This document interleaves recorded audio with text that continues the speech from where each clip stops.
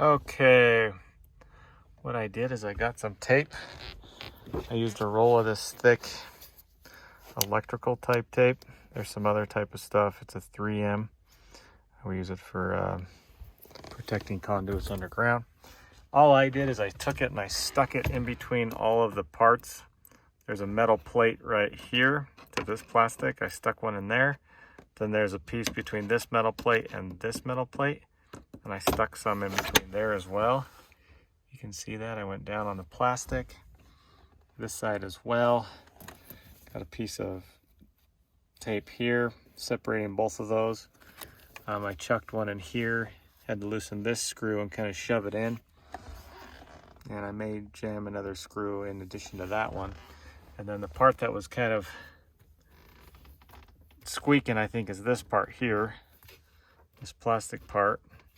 And there's this little plastic tab that goes on top of that I yanked out. And I think I may put that back in, that piece right there.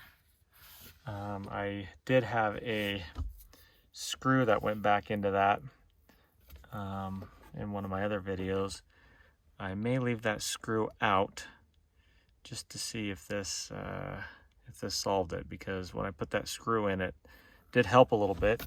All this white stuff you can see is, you know, that crap I sprayed in here to try and lubricate it, but that's not doing anything at all other than making a huge mess. So we're going to put this thing back together. Hopefully that makes sense. Hopefully this helps somebody. It's kind of a pain in the butt. You got to be real careful pulling these things off. There's lots of videos on how to pull these consoles out and all the trim and pieces that go on here. And I'm pulling all those trim pieces out as well. So I'm not going to do a video on that because there's a handful of those. But anyway, just took some time to find all the screws and a little bit of tugging and pulling very carefully so that doesn't yank out those pieces. It's a piece of tape.